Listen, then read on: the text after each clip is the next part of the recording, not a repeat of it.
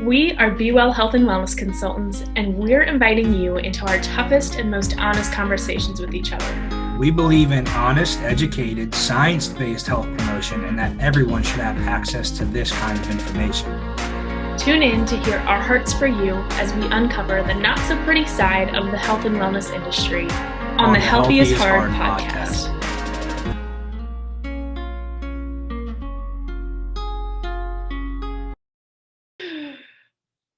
All right. Hello, everyone. Welcome back to the Healthy is Hard podcast. It is Bailey and Tony here.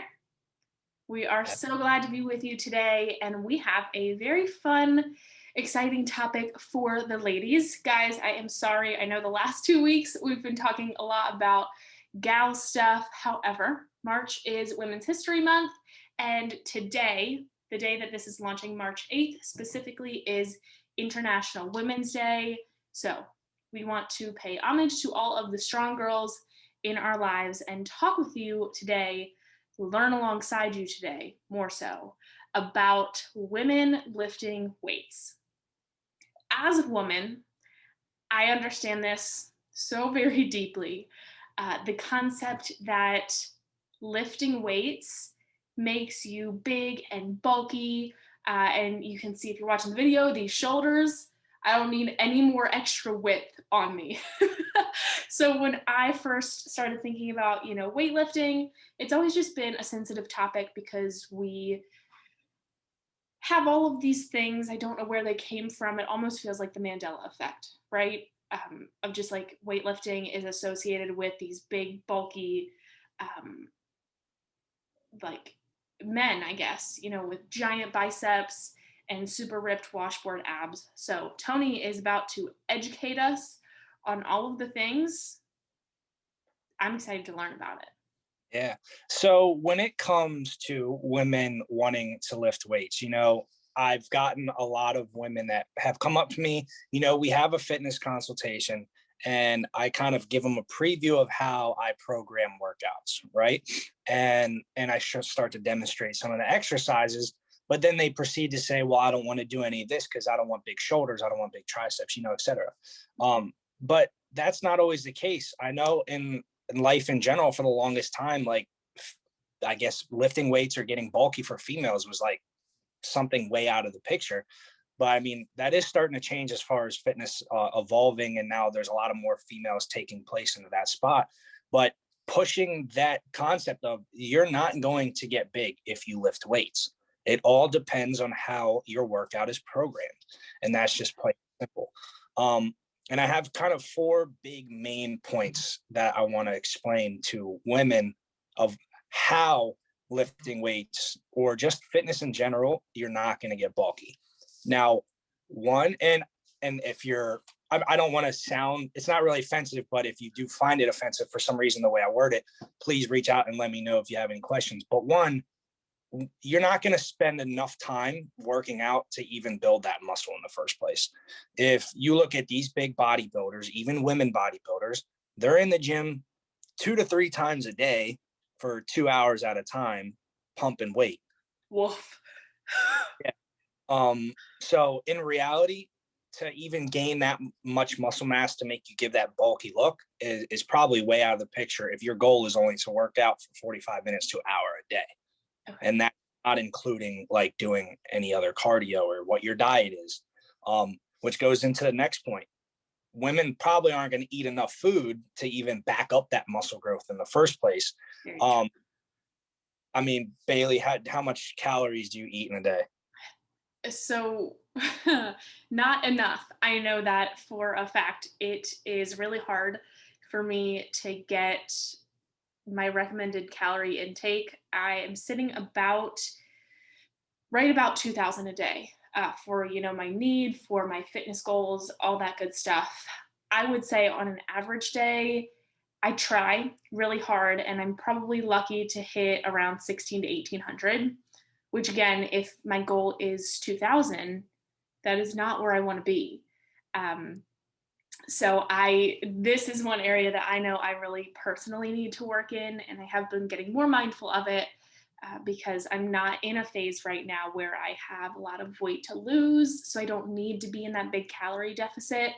And I'm actually wanting to, tone up. So I know that I need to increase my calories so that I can increase what I'm getting out of my workouts. I will say that it's a little bit more difficult for me to hit my calorie goals because we've talked about this in the past. I am pescatarian, so the only meat protein sources that I eat are seafood. So we know that, plant-based protein still has that really powerful protein in it. However, it is not as high in calories as chicken or steak or ground beef or anything like that. So I find myself some days feeling like I'm always eating. So just be aware of that, as you are looking into your calorie goals, your fitness goals, hearing all the things that we're saying, it has to fit in with your lifestyle, right? So my snacks, I always focus on really high calorie things. I'm almost always including some nuts and seeds because they are really nutrient dense, but they're also really calorie dense. And so that is where I focus most of my time. If you are a meat eater and you enjoy eating it multiple times a day, you may not be having that issue where you're not necessarily eating enough.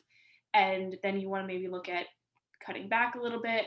However, like Tony just said, if you're wanting to build that muscle, it almost has to happen exponentially.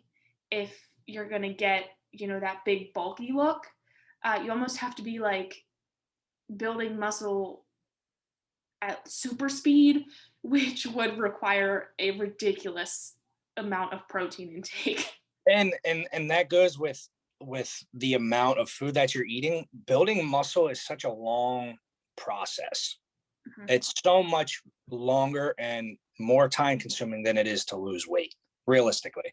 Oh, yeah. And so if you're not bringing that intensity and the time into the gym, and you're not eating the amounts of food that is way out of your balance or your daily maintenance calories, it's going to be very difficult to even see like a shoulder to pop out completely different than what you've been seeing in the mirror. Now, on top of not getting enough food, for number 3 is not lifting heavy enough too. Once you say I'm doing 30-pound curls, right? And that's heavy for me for a set of 10. Mm-hmm. After a few weeks of doing 30s for dumbbell curls, back from past podcasts, your body is going to get used to that. It's not going to adapt to change. Right. But females get to the point where you don't want to push that limit either, because you don't want to damage, you don't want to hurt yourself. So you have the time, you have your food, and you have the amount of weight. Now let's talk about what our bodies produce between male and female. What do males have that males don't?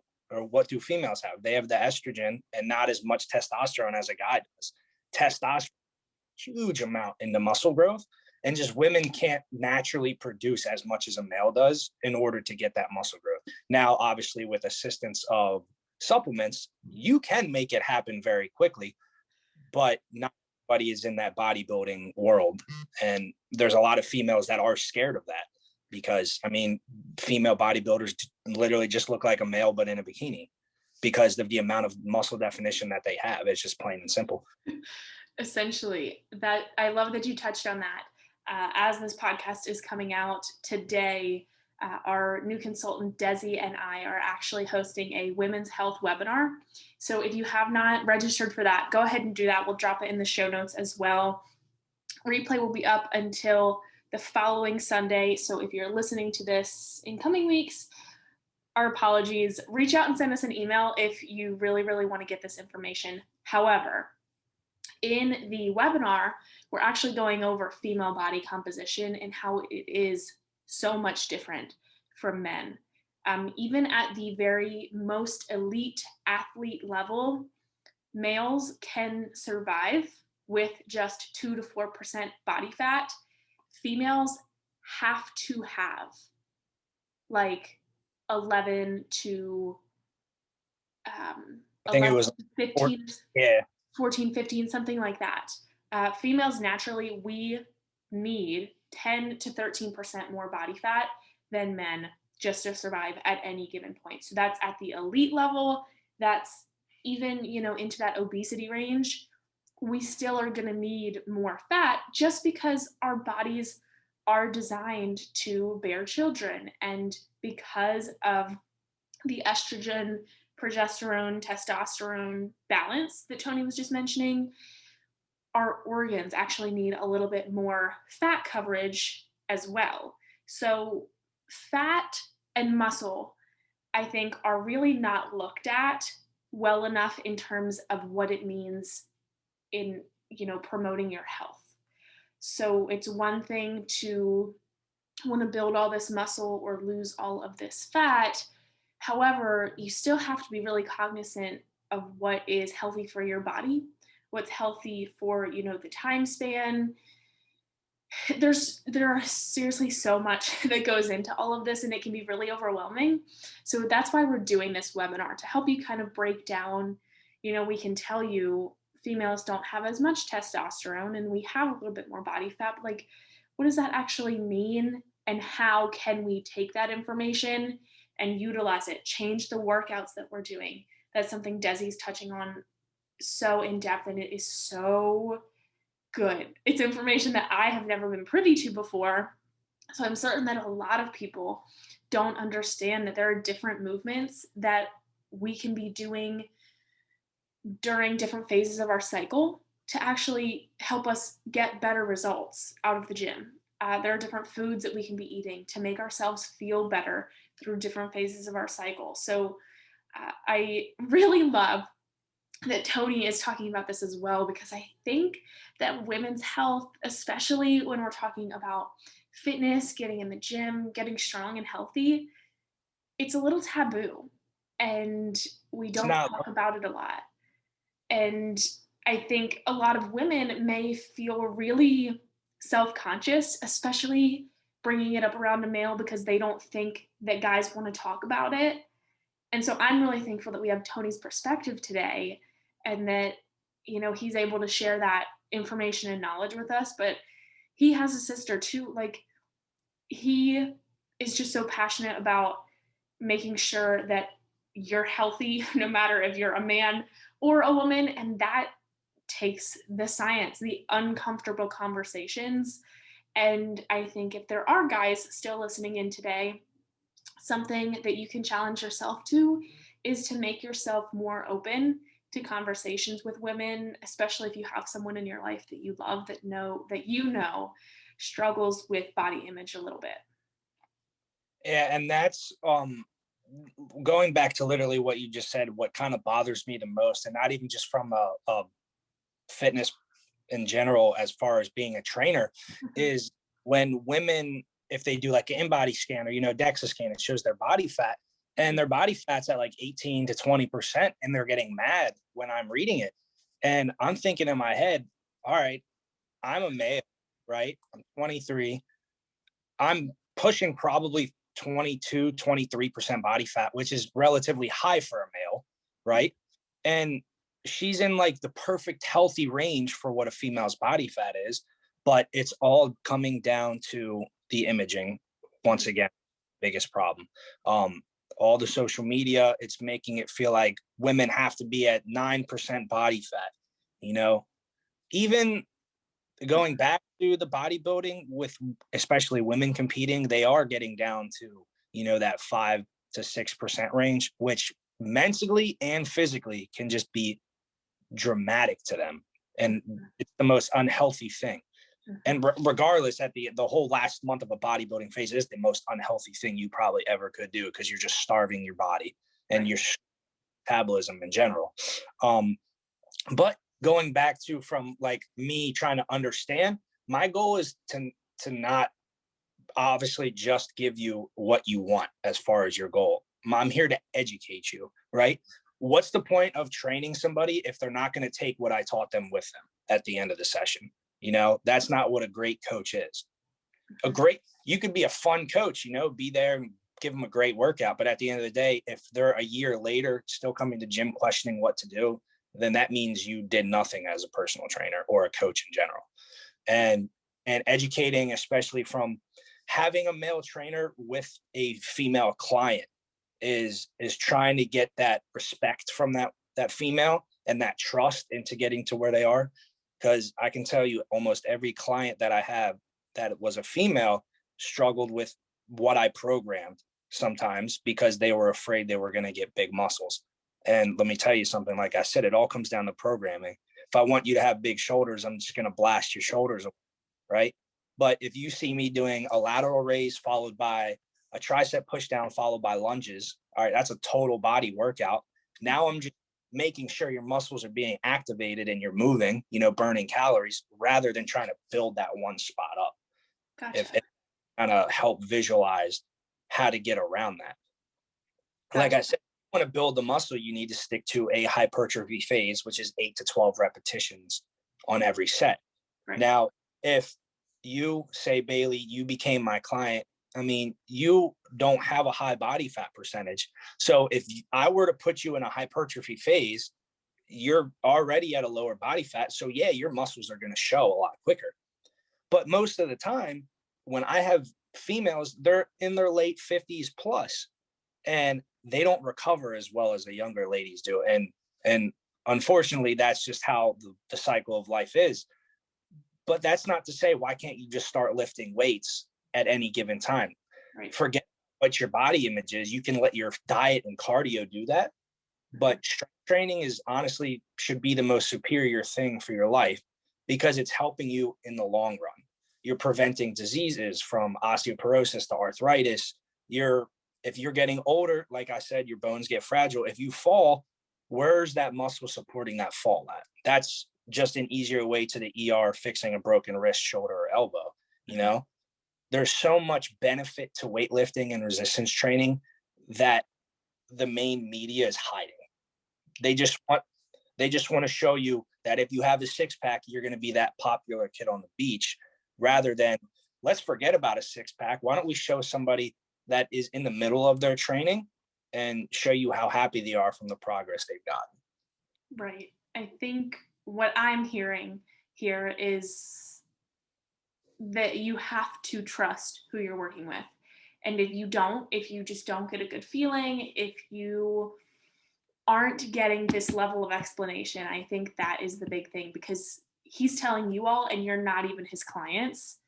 Imagine if you sat down one-on-one with him and he was invested in your health as much as you were. So they're just like anything. There's such a wide range out there. And I'm sure that so many people have been burned by trainers in the past, by nutritionists in the past, by diet plans and books and podcasts and all these things, because there is so much noise. But you have to trust your intuition over everything. And if you are not feeling able to trust what your coach is telling you to do, then it's on you to go find someone else. Because I think, as people invested in our health, if you are listening to this and you're going to the gym, I'm just going to say it. I'm sorry if I hurt your feelings, but I think that it's your responsibility to not push back. Your trainer has the education. You told them what your goals are. You told them, what your lifestyle is like.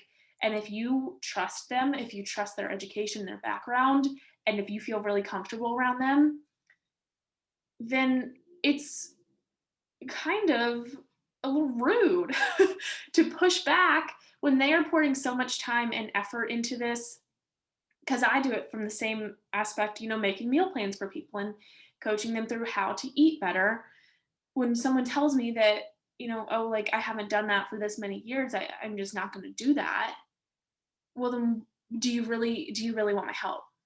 Yeah. That's the question I think we have to ask ourselves.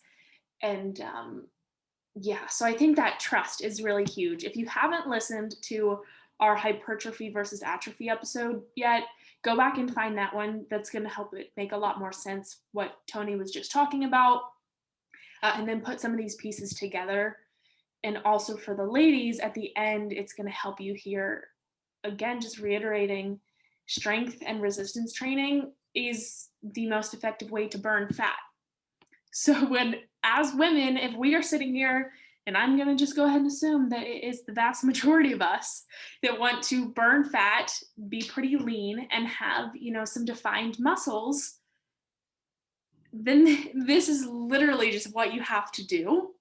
So you have to find someone that you trust to help you work up to that, because you can't just listen to this and run into the gym and pick up 30-pound weights and start doing curls, because please don't do that.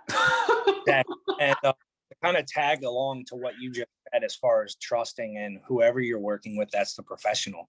And I'm going to back on kind of the commercial gym setting. So if you go and sign up for a gym and there are sets of trainers there, you should get a free consultation.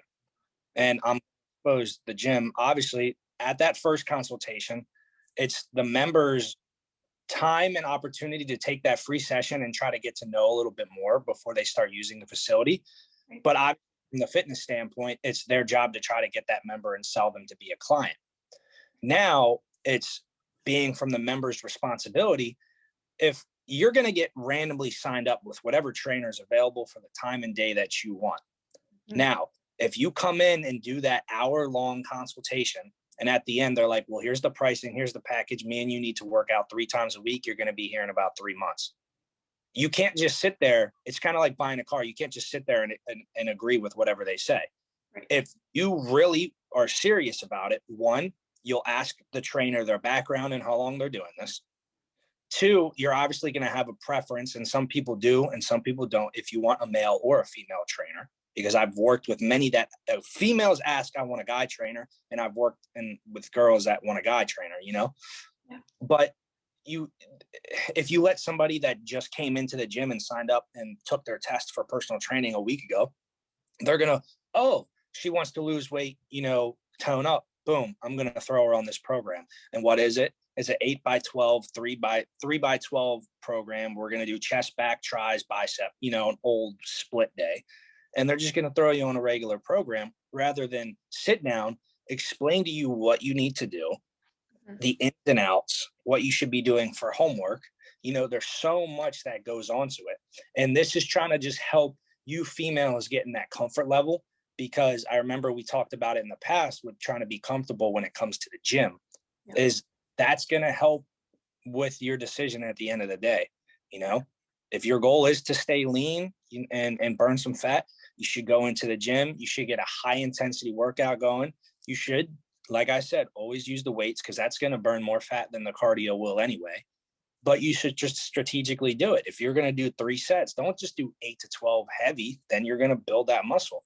Go lightweight and go a little higher reps, more for like an endurance workout, because then your muscle fibers aren't going to get to the point where they're tearing and they need all that food to repair it and get bigger.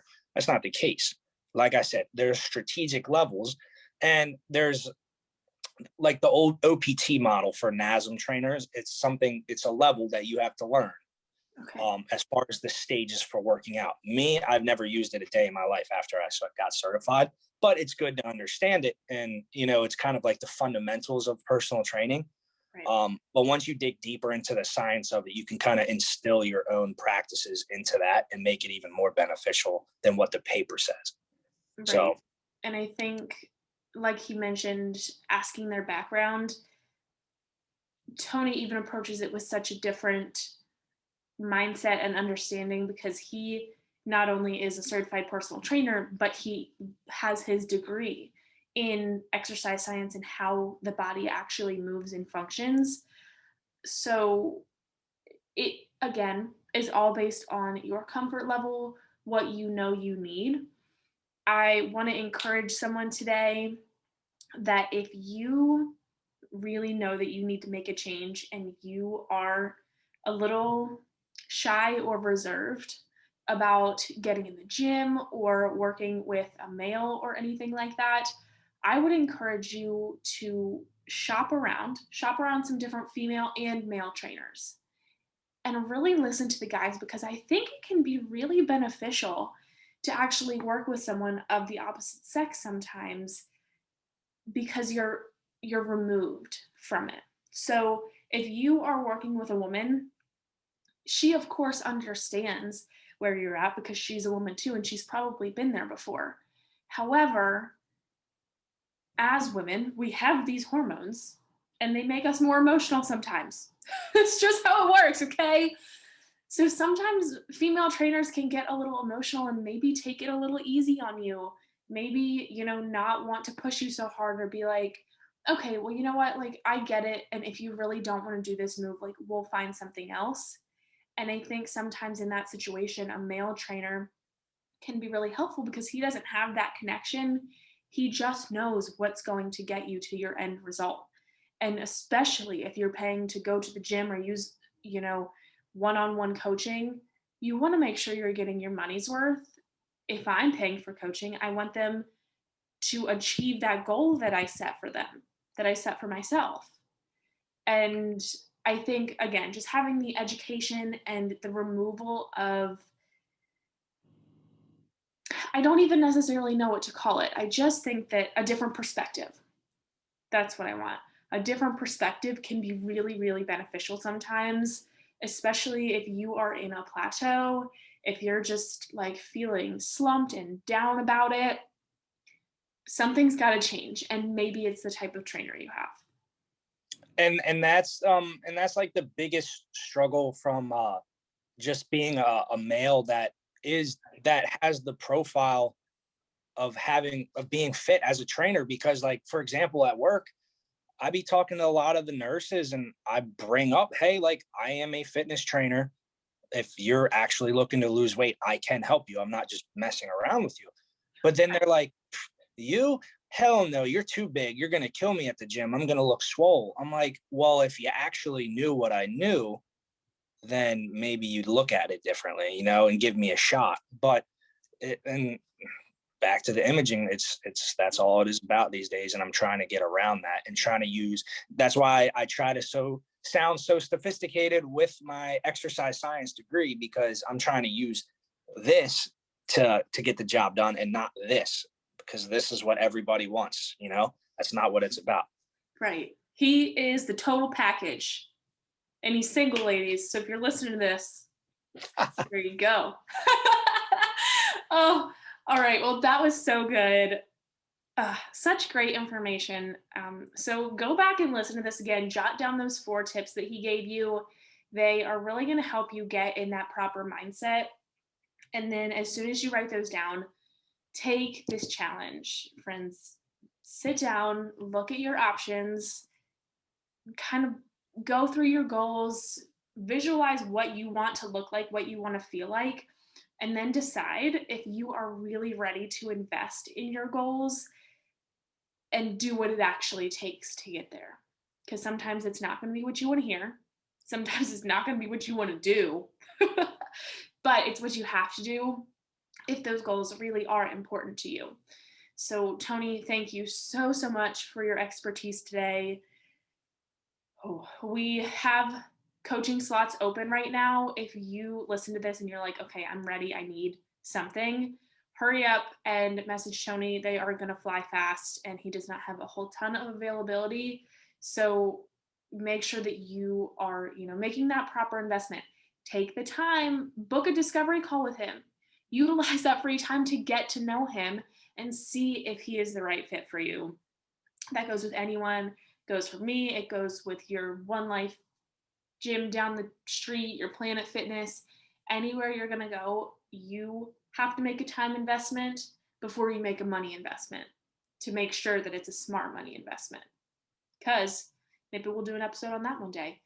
That is another aspect of total body wellness, is that, mental and financial health as well. So thanks again, brother. This was really, really helpful for me. I know too, I am going to be incorporating my weights much more often into my routine and look forward to some more defined shoulders, not wider shoulders.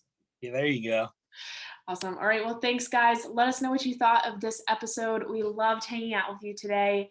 Leave us a review on Apple Podcasts if that's where you're listening. Thank you so much for being here. We love y'all, and we cannot wait to see you next week. See ya. It was our greatest honor to take up space in your world today. Please share this episode to your social media pages and tag us at BeWellHWC. Cheers to you, friend, for choosing better for yourself starting today. It won't be easy, but it'll be worth it. Subscribe to the show and learn how to make healthy less hard, one tip at a time.